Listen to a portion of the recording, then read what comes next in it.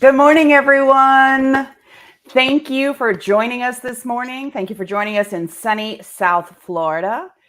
Did you know that today is National Cocktail Day? Could be coffee, could be whiskey. One will never know. Just kidding, just kidding. This is my good morning coffee with all my Disney friends on my coffee cup because, Floridians were all about Disney. Anyway, good morning. So, on our last episode, we took a pause from compliance to chat about the No Surprise Act, right? And I couldn't thank Kimberly enough for being on the show last time and talking about this new process that's coming about and how we can find out more information. But we are going to get back on track with compliance today. And over the past few episodes, we have chatted about policy and procedures. What are we supposed to do and how are we supposed to do it? We also talked about auditing and monitoring, making sure that we're checking our LCDs, our NCDs. Are we really documenting what we need to be seeing? We also chatted about education and your selection of education and how we can find out more information and going to webinars and participating with our local AAPC chapters and all kinds of areas. So I thought we would kind of move into the next element of compliance. Those are all elements of compliance. So I thought we would move into communication today. So, who better to join me to discuss communication within compliance than Kaitlyn Brack, the black belt of networking? Yeah, I know. Okay, that was a little cheesy. I had to. I'm sorry, Kaitlyn.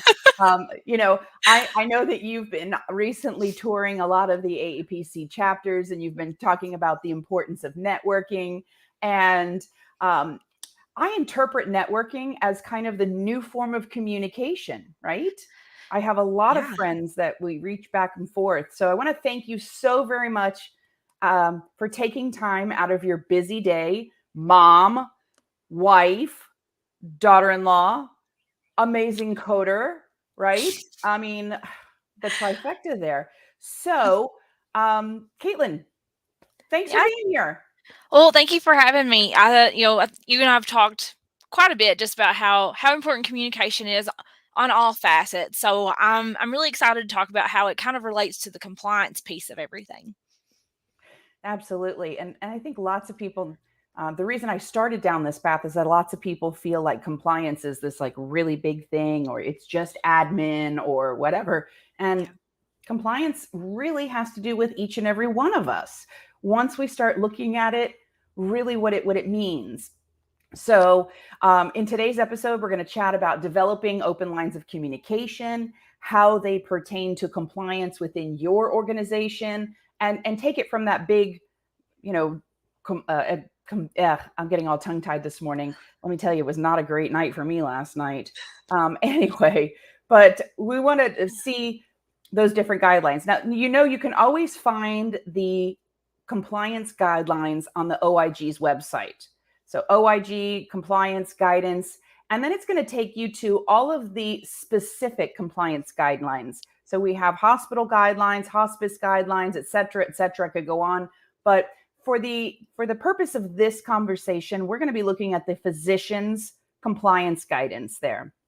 So those of you that have never taken a look at it, it comes up as the Federal Registry. It looks very intimidating, but if you take it one paragraph at a time and you read it, you'll see that they're just trying to help us do the right thing, right? That's the total premise behind it. So with that sixth element that we're going to talk about in the compliance program, we're going to run through some of the examples that the OIG gives us, but then we're going to talk about them in real conversation.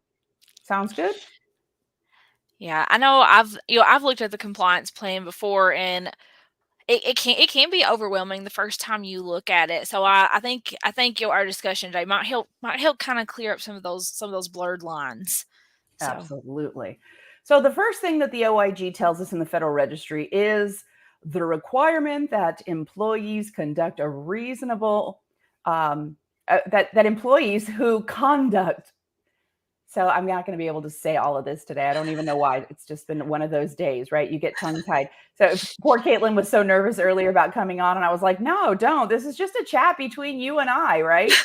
So basically, what they're telling us here in this component is if you see something, you should say something. That, you know, sometimes you don't have to be 100% sure of it. That's why we have a system in place. You could easily say, like, hey, Kaitlyn, you know, I saw so and so waiving a copay the other day. And I know that our policy is that we collect all copays.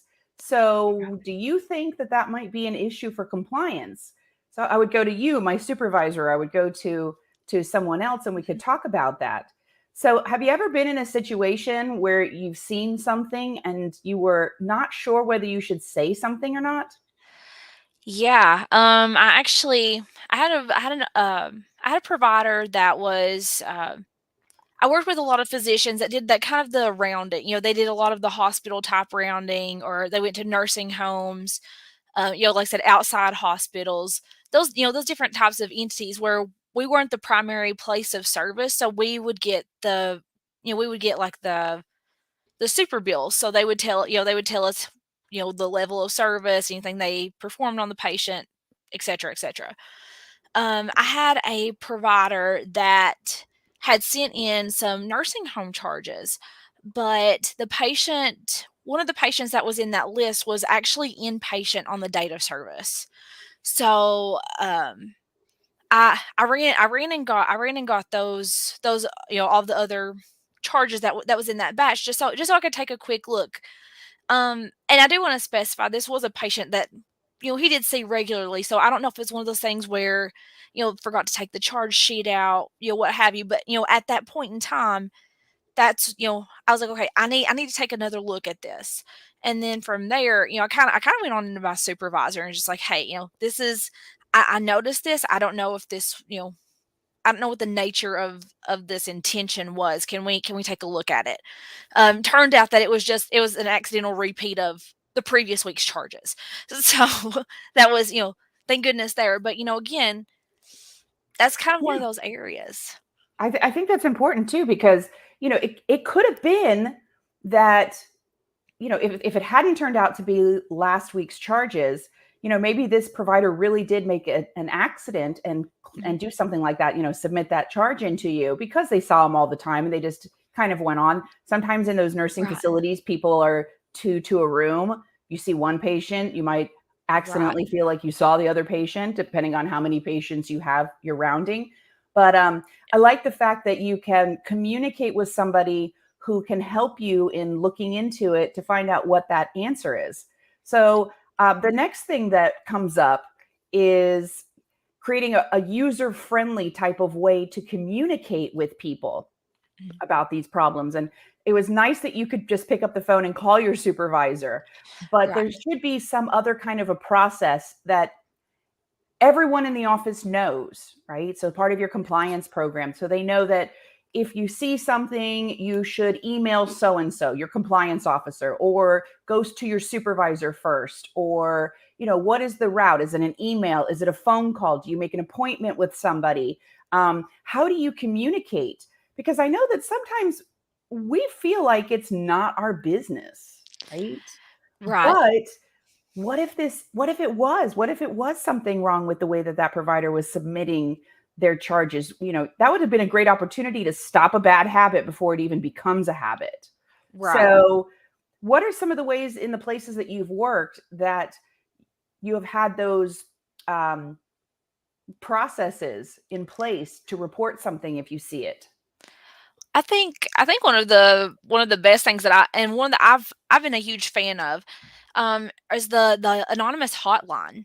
Because some people are afraid of that retaliation. So being able to call in and and give kind of that tip off and still be able to remain anonymous, and especially with the work at home environment now, a lot of us are remote. There's still quite a few that are in office and things like that, Mhm. but Mhm. I think especially with the increase in work at home, and I used to have to round on my coders, and that would be one of the things that they would talk to me like, I don't know why this would come up. Like, like, yeah, I would feel comfortable talking to you about it, but what would I see working from home? I'm not in the office. And I'm like, well, we work directly with patient charts. If you're noticing an incorrect bill of some sort, incorrect patient, incorrect note on Mhm, on the mhm. incorrect Yep, patient, yep. there's a lot of things that we can catch. And that puts us, that holds us to a higher standard than what we think at times. You're probably the first people that touch anything, is the coder, is usually that comes Mhm. directly from the provider to the coder. And I think that's what's so important. And then when it passes the coder's hand, it goes into the billers. So we have a couple of opportunities to mitigate any problems because we're the ones that are constantly touching that claim for the very first time, either in its Right. inception in coding or whether it's in the billing side. Now, I know I have a lot of friends that they believe in the not my business type of mentality there. So when we look at this next one, I kind of think about that. Um, and I want to reach out to my friends who think that it's not my place to say something. They're the doctor, or, last time I said something, they were not happy. That really shouldn't be something that stops us. We should always have that moral compass in place. Imagine how guilty you would feel if you found out that there was something that, when it came to you, maybe to you, Kaitlyn, that it was so innocent, but it became a habit, it became a problem, it became an audit, it became an Right. overpayment. Maybe even, depending on what it is, you could even come to work and there'd be chains on the doors, we're out of business. Oh, that would affect you. Yes. Also, I start thinking about all the costs that are involved in Right. even defending yourself against an additional documentation request or an audit. Everything costs money. And I have another doctor that I work with, and he says, I had a big audit once, and I beat it, I achieved it. And I said, yeah, at what cost? Right? Because nobody got Right. bonuses this year because you paid 250,000 to your attorney. You paid Mhm. another, 100,000 in auditors and compliance people, and your Right. staff had to work extra. So how did that really benefit you that you beat it? So, okay, Right. I get off track sometimes. So, what are some of the things that you feel that people should start thinking about when it comes to their reservations for speaking out? Well, I like the point that you made, with the doors closing, and I think I can relate to a lot of us on here. Whenever you find a doctor or a provider that listens to you, that you're comfortable with, I think of the distress on the patient side as well, because I know, I have a doctor that sees my entire family, and if something were to happen and I had to find somebody else, that would really make me nervous, and that puts a lot of stress on the patient side. And Mhm. especially when you have those repeat patients, like my doctor's office knows all of us. They know when we come in, they're like, oh, let me see the baby. They grab Kinsley from me. And but they I've got that relationship with them, so that would kind of, I feel like that would hurt, that hurts us, as us on the employee side, because we lose that relationship, right? And then we also have, the on our patient side, we hate having them under that kind of distress. Absolutely. I, It's I, I look forward to those yeah, Christmas cookies patients used to bring in. You know what yes. I'm talking about, right? Uh-huh. Uh-huh. Yeah.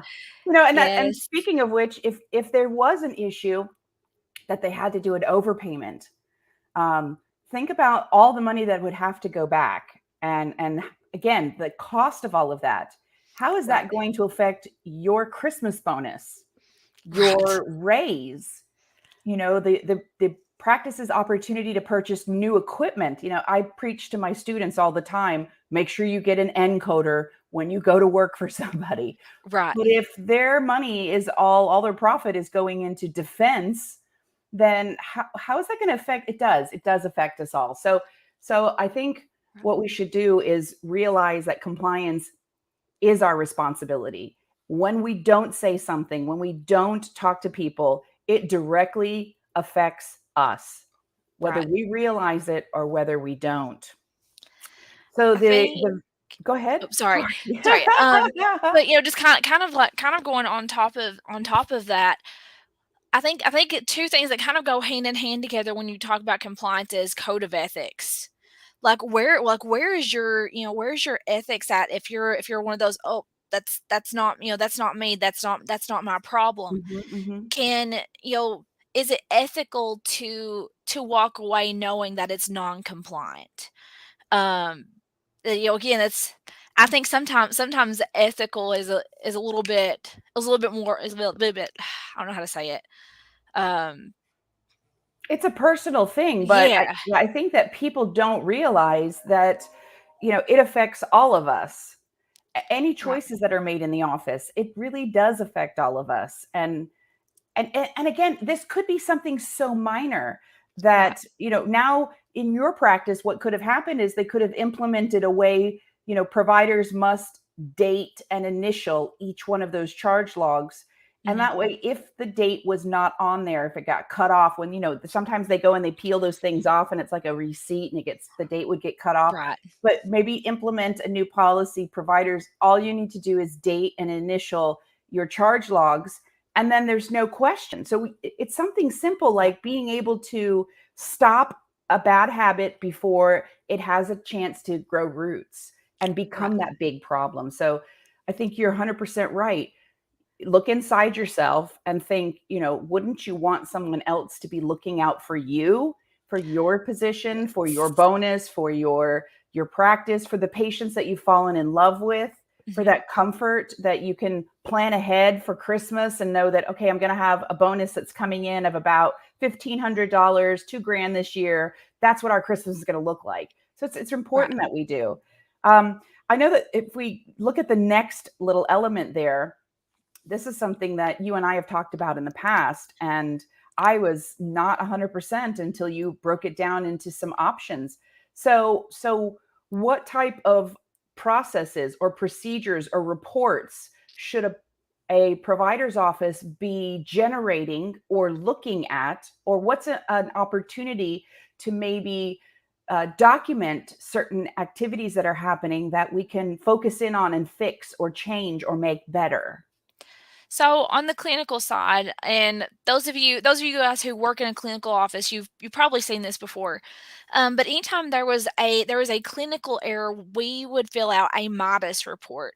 So it would actually include what kind, the type of injury, what facility, the department, who all was involved. Was there even an injury, due to, and I would see it. I seen it several times from in like a pediatric office where the baby was like 7 months old, and then they would get the 7 years or older vaccine instead because of. And so, but they had to go through and fill out that report. They would have to call the guardian, whoever was the primary Mhm. caretaker. But they have those processes in place for medical errors. So I think developing something similar to that from from a billing compliance perspective, like, Mhm. okay, so what's the concern, when did you notice it, who all is involved. And I think another important part is only telling the people that need to know. Yeah, You yeah, know what I that mean? Just definitely. confidentiality is That's what takes us but into our next one there. And what you were saying about the Midas report, I think that can also help out in developing processes for reporting things that you yes. see. So those kind of go hand in hand together. Is that then that way you can also do some data mining? How many, not Midas, but maybe we call them how many, error reports did we receive? And you can limit, you can kind of stratify those and see, is it a particular provider that's doing this? Is it a procedure that keeps causing this? Is Right, it, you can narrow it down to fix the problem before it gets any bigger. right, A quality report, Annette, that's the great word, a quality report. Very similar to the Midas report there. So right. thanks, Annette. It does take a village. You're 100% right when you talk about networking. We need everybody. We Mhm. need everybody to help us out, to have someone to bounce off of. I talk to you often. I talked to Kimberly, who was on our show last episode. Yes. You know, I talk to a lot of people throughout the day. The Queen of Denial, of course, I reach out to her often when I have something that's not working right. And I've been finding more people that I can bounce things off of in networking, you know, following your lead there. But Right. also, I've been able to make suggestions and recommendations to different practices on some compliance issues because of those communications that I've had with people. Um, I'd be interested to hear if anybody else already has like a process like this in place. Like, is there a certain document that they use? I'd be interested to hear hear all of their processes for for I those types know of issues. that is incredible. That's what we really need here. And you know, that also helps us find education on certain topics Right. because when we see something and we say something, usually there's some education that can go with it. Mhm. Where did that concern come from? If it turns out that it is not a concern, then we have an opportunity there to educate ourselves. If it turns out to be a concern, there's an opportunity to educate the provider or educate, Mhm. you know, I have educated medical assistants quite a bit because they help prep the Yeah. chart. They help ask those questions with the patients. You know, always think about when you've been a patient, you've gone into the doctor's office, they're communicating with you, they're asking you Yes. questions. So sometimes they're the ones who require that education. Um, to I was reading Danielle's comment. I got sidetracked. You all know that if I see a shiny penny, I go bloop. Yeah, Danielle, you're absolutely right. So again, working with your medical assistants, communication. That's how we find solutions to possible problems, potential problems, mitigate problems, eradicate problems. Right? So I think this is interesting. So the health system, I used to work for a health system previously, but they would celebrate near misses, like catching them, like people when they would identify them as a near miss, like, oh, okay, so we found this. This is how we can educate those affected across the board. And I think being able to celebrate those near misses is I think that's important too because somebody had to be paying attention to catch that. You know what I mean? Love that. I loved that. Do you mind if I borrow that the next time I'm Yeah. doing compliance education with the compliance officer? We should celebrate near misses. Mhm. I love that. Lexi, that should become one of our track lines. Celebrate near misses. I love that. Definitely. Moving to the next issue that I want to talk about is the communication. Um, you know, we do find that oftentimes that's how we identify where our areas of improvement are. You know, Yes. communication, it can include either, I know a lot of times I forward webinars that are coming up if I know Mhm. that you work in that specific field. So my friend Terry Fletcher, she does a lot of cardiology, and oftentimes if I have a client that really is needing some more education in cardiology, I will point them that way. My students, I throw them all to Victoria Mall. I mean, there's lots of people out there, and she's not exclusively to Victoria.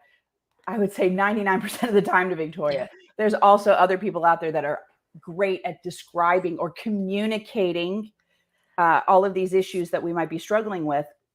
But so I see that that's another way that we can find opportunities to share information, to learn things. You know, you and I were working on another little project where we can start educating people on up and coming news that's coming out, Right.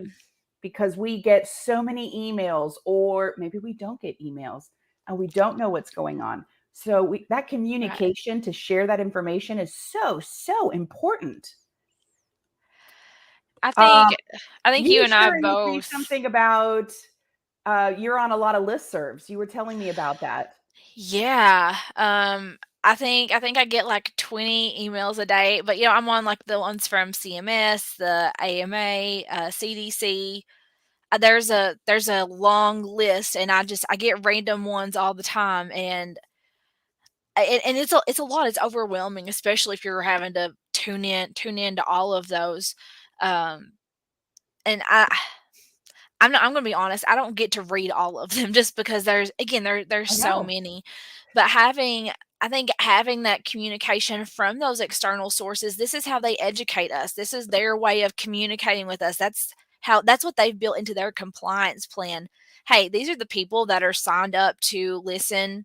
You know, they're wanting news from us. This is how we're going to update them regularly and be consistent. I So have an again, idea. Oh, I'm yes. sorry. Go ahead. Oh no, go You were ahead. making a great point. I have an idea. Why don't we challenge all of our listeners to share one new event with somebody who would benefit from it? So let me explain that a little Yes. easier. So you get an email from whatever listserv you happen to be on. Go through your emails today. Is there one topic that you have read in any of the emails today that made you think of another person that you know in the industry who may benefit from this information? I want you to take it as your personal challenge to forward an email or create an email and send it to somebody that says, I just heard this information today and I thought of you and how this might help you. So we expand that communication out. If we all took that personal challenge of reaching out to one other person that we know would benefit from some information that we received, I think mission accomplished, don't you? Yeah. Because how many people are on here today? Oh, we have a ton of people on here today. So, I So mean, if yeah, everybody did it for one person and that one person did it for one more person, do you know that, we would be able to tackle so many problems if we all just shared with each other? So, right. I challenge you all. That's the challenge. Send one email to somebody today that would benefit from it. And I want to hear about it. Oh, yes, absolutely. We both want to hear about it. All right, the next element, because we're running out of time here, and I just want to make Yes. sure we get a chance to talk about all of it. So, the next element is for us to follow the processes. They work. You Mhm. know, like you said, you did that process with that doctor. You told somebody, they had a chance to follow up, and they did an investigation and they looked into it. Mhm. And lo and behold, it was something simple like the date was not on the charge slip. And Yes. so, what could have been a problem submitting a claim for somebody that was not seen turned out to be a misunderstanding, and you were able to put a new process in place and fix the Yes. possibility of that happening again. Just having that doctor a date and initial that charge slip. Yes. The last one is our good faith. You know, I want everyone to understand that having a good compliance program is not about chastising somebody or saying something ugly or demoting them or firing them. It's confidential. It's confidential as long as you keep it confidential. I mean, I've Mhm. worked with some people, Kaitlyn, I'm sure you have too, that they like to talk. And Yes. then when they tell the wrong person who tells the wrong person, It can you get know, messy. That's what so whenever I had that whole issue, I went and I took all of those charges. I was like, "Hey, I need to take a look at these. Don't worry about them. I'll take care of them from here." And I took them and then I went straight to my supervisor because mhm. again, the least amount of people that know, the better, and she didn't need to know. She just need to know that, "Hey, I need these paper charges and you don't need to worry about them anymore." That's all that she needed to know. Yeah, absolutely. And so that's going to be very, very important that people should understand that you're not going to get in trouble when you Right. do or you say something that is correct. And we can't make everybody happy. You and I both know that. There's always going to be Nope. somebody out there that, doesn't like your hairstyle or doesn't appreciate your personality or doesn't like the fact that you are seeing something and saying something, but truthfully, you're doing it for everyone. Right. So I'm glad. Caitlin, we're kind of running out of time here, but I really want to thank you for taking the time to be with Thank us, you. sharing your story, sharing your experience with us, offering us some tips about the what did she say? The quality reports? Yeah, those quality Yes. reports. I love that, Annette. I'm gonna have to seriously borrow that. Um, I do want to turn it over to Lexi for a minute because I think she has, but I want to say thank you Yes. Thank you, Thank you thank you, guys. thank you for coming today. Thank you for chatting with us. Lexi, what do you have in store for our listeners? Hi, friends. So we have some exciting events coming up. This Friday, we have the RadRx Surviving Medicare Recovery Room. Christine and Stacy Buck are presenting on anything radiology. The event is also a 2-day event. So March 25th, 10 a.m. to 4 p.m. and then April 1st, 10 a.m. to 4 p.m. Really exciting. Don't miss it. We also have review classes coming up. The Palm Beach AAPC chapter has a CPB review class if anyone is interested. Remember, all the links will be on our website, Stirling Global Solutions. April 9th, we have the telehealth during the PHE. We also have the Lynchburg, Virginia, Optimizing Risk Adjustment, HCC, Coding and Compliance. And we also have Pensacola, Achieving ICD-10 specificity. What a morning. Make sure you like and subscribe to our YouTube channel. You don't want to miss out any coming events or videos that we have. We have a lot of exciting things coming up. Thank you so much, Lexi, and thank you all for being with us this afternoon. Please join us in 2 weeks. We're going to have another Coding with Christine Hall, and we will be continuing down our journey of compliance. So nice to see you all. Have a wonderful day. Take care. Thanks for watching.